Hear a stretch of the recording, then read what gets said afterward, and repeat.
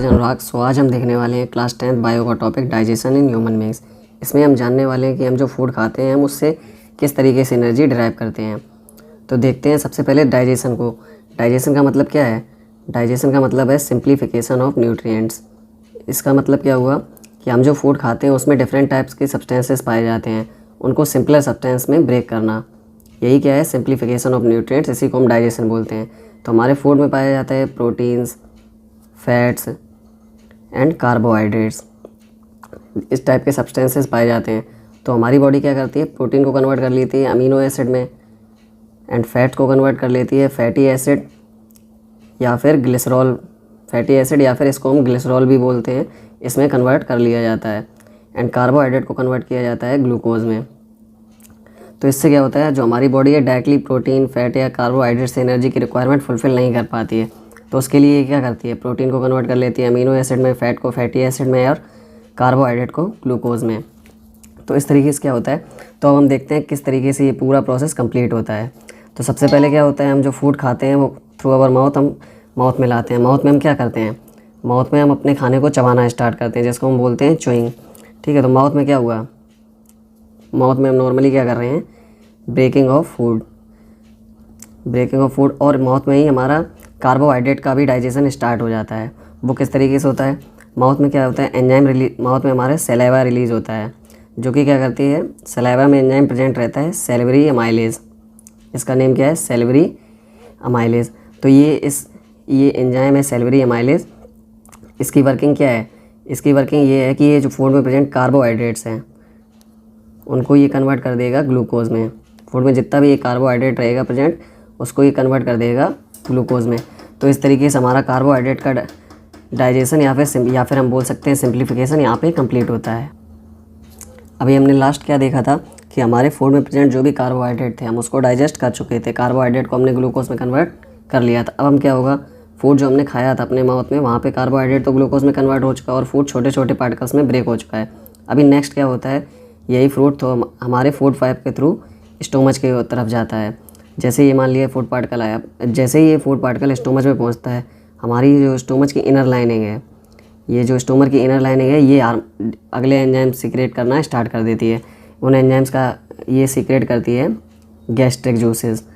अब इस gastric juice में क्या होता है? 3 टाइप के एंजाइम पाए जाते हैं। पहला रहता है HCl, दूसरा ये सीक्रेट करती है pepsin, and third and final का सीक्रेशन इसका रहता है म्यूकस। तो तीनों की वर्किंग अभी जानते हैं। पहला क्या है? HCl। HCl का वर्क क्या है? It makes food acidic. ये हम जो फूड खा रहे हैं उसको ये एसिडिक मीडियम में कन्वर्ट कर देती है या फिर उसका नेचर एसिडिक बना देती है। एंड पेप्सिन का मेनली वर्क किसका है जो डाइजेशन में? वो है पेप्सिन का। पेप्सिन का ही मेन वर्क है, वो प्रोटीन को कन्वर्ट करती है अमीनो एसिड में। ठीक है, तो यहाँ पे थोड़ा HCl का कन्फ्यूजिंग है। HCl को आप इस तरीके से समझ सकते हो कि जैसे कोई सर्टेन पर्सन है, उसकी कंडीशन है वो तभी वर्क करेगा जब उसको एयर कंडीशन रूम मिलेगा। तो उसी तरीके से आप पेप्सिन को समझ सकते हो कि पेप्सिन तभी वर्क कर सकता है जब उसका फूड का नेचर क्या हो? एसिडिक हो। तो उसमें हेल्प करता है हमारा ये जो HCl सीक्रेट हुआ था, वहाँ पे ये HCl का हेल्प कर देता है। एंड थर्ड हमारा क्या है? म्यूकस। तो म्यूकस का वर्क क्या है? म्यूकस जो हमारा अभी हमने देखा था HCl सीक्रेट हुआ है, वो हमारी स्टोमच की जो इनर लाइनिंग है उसको ये हार्म पहुँचा सकता है। हम सभी जानते हैं कि HCl कितना ही स्ट्रॉन्ग एसिड है। तो उस हार्म से बचाने के लिए म्यूकस क्या करता है? इसी के सराउंड कर लेता है हमारी स्टोमच की इनर लाइनिंग को, जिससे कि जो हमारा HCl है वो स्टोमच की इनर लाइनिंग को हार्म नहीं कर पाता है, हम उससे प्रोटेक्टेड रहते हैं। कभी कभी हम लोग सुनते भी हैं कि लोगों को एसिडिटी हो जाती है, उसका रीज़न यही रहता है HCl का। अगर ज़्यादा सिक्रेशन हो जा रहा है या फिर हम ज़्यादा खाना खा ले रहे हैं, उसकी वजह से क्या होता है? ज़्यादा HCl प्रोड्यूस होता है, जो कि हमारी क्या होता है? स्टोमच की इनर लाइनिंग को हार्म पहुँचाता है। उसी की वजह से हमें ये फील होता है कि एसिडिटी। तो हमने अभी क्या जाना? HCl का म्यूकस का वर्क क्या है कि ये जो हमारी स्टोमच की इनर लाइनिंग है इसको प्रोटेक्ट करता है। तो इसका क्या होगा? It protects the inner lining of stomach, it protects the inner lining of stomach from HCl। ये HCl से हमारी जो इनर लाइनिंग है स्टोमच की उससे प्रोटेक्ट करती है। तो यहाँ पे अभी हमने क्या देखा कि कार्बोहाइड्रेट्स माउथ में हमारे ग्लूकोज में कन्वर्ट हो चुके हैं, एंड प्रोटीन अभी स्टोमच के अंदर कन्वर्ट हो चुका है अमीनो एसिड में। प्रोटीन भी यहाँ पे कन्वर्ट हो चुका है अमीनो एसिड में। देन आगे क्या होता है? आगे क्या होगा? फूड जो है अब वो ट्रैवल करेगा। अभी स्टोमच में तो पहुँच चुका था, अब ये स्टोमच के आगे ट्रैवल करेगा।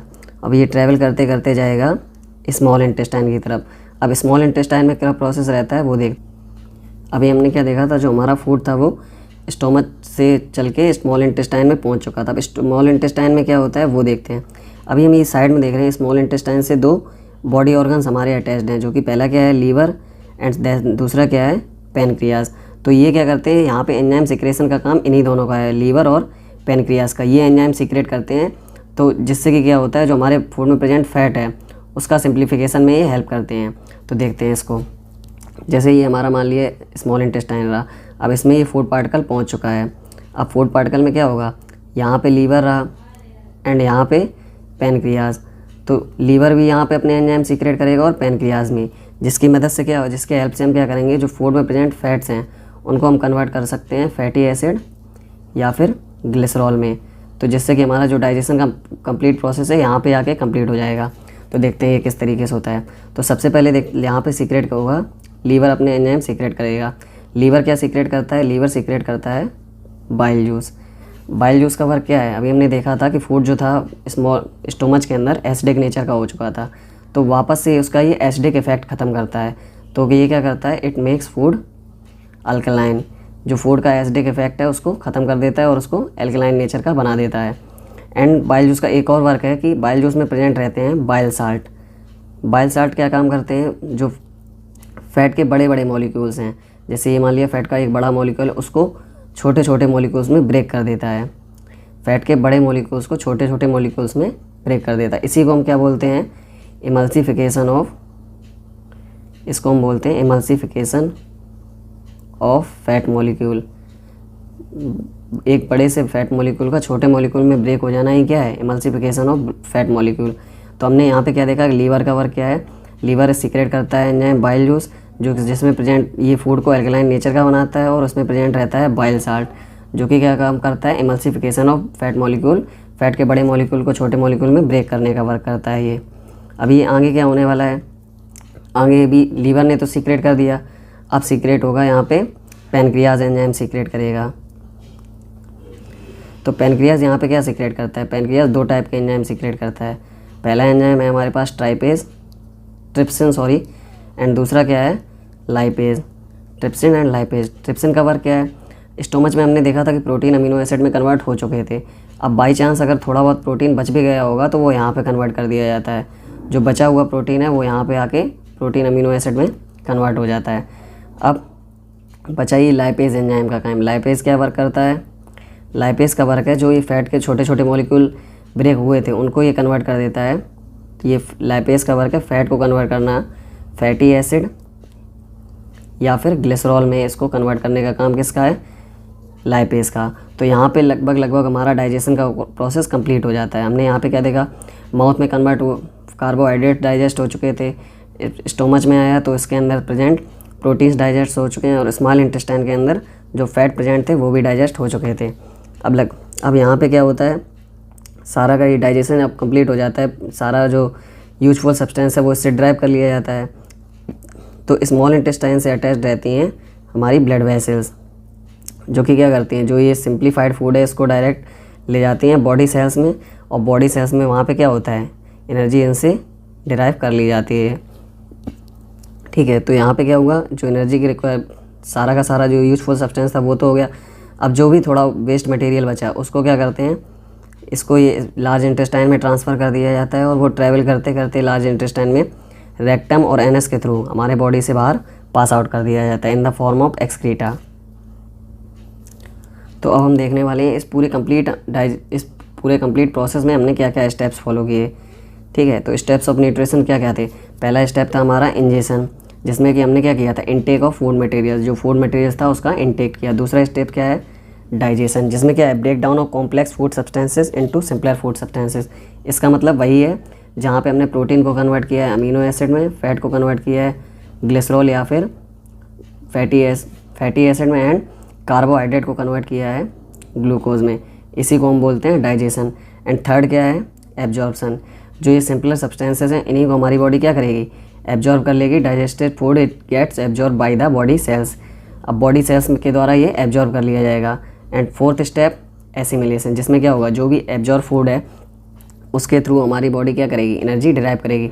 जैसा आपने 9th में पढ़ा होगा माइटोकॉन्ड्रिया वगैरह के बारे में कि हमारे सेल का ये पावर हाउस होता है, तो वहीं पे यहाँ पे एनर्जी प्रोड्यूस की जाएगी इसी फूड के through. And last and final step क्या था, एक्सक्रीशन। जो भी वेस्ट मटेरियल बचा हुआ है उसको हमारी बॉडी क्या करेगी, रिमूवल ऑफ वेस्ट मटेरियल, इसका मतलब क्या हुआ, एक्सक्रीशन।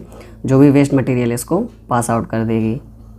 तो यहाँ पे सारे के सारे ये स्टेप्स ऑफ न्यूट्रिशन कंप्लीट होते हैं, जिसमें हमने क्या देखा, पहला step ingestion, digestion, absorption, assimilation and excretion. तो इस तरीके से हमारा फूड जो है कम्प्लीटली जितने भी इसमें न्यूट्रिएंट्स थे वो सिंपलर सब्सटेंसेस में ब्रेक हो जाते हैं। तो हमने कंप्लीट डाइजेशन का प्रोसेस अब डिस्कस कर चुके हैं। अभी लास्ट अगर आपको एग्जामिनेशन में रिप्रेजेंट करने में थोड़ा सा प्रॉब्लम आता है कि किस तरीके से इस पूरे प्रोसेस को लिखना है या फिर रिप्रेजेंट करना है अपने एग्ज़ाम में, तो उसके लिए आप इसकी हेल्प ले सकते हैं। इसमें मैंने कंप्लीट लिख रखा है, explain the process of digestion in human beings, की किस तरीके से डाइजेशन का प्रोसेस कंप्लीट होता है। ठीक है, तो सारे एंजाइम्स के बारे में, इनटेक ऑफ फूड मटेरियल्स, जो भी रिक्वायर्ड एक आंसर में सफिशिएंट पॉइंट्स होने चाहिए वो इसमें हैं। आप इसको 3-4 बार रीड करके अपने कॉन्सेप्ट को भी स्ट्रॉन्ग कर सकते हैं और अच्छे से इस टॉपिक को समझ भी सकते हैं और अपना। Thank you.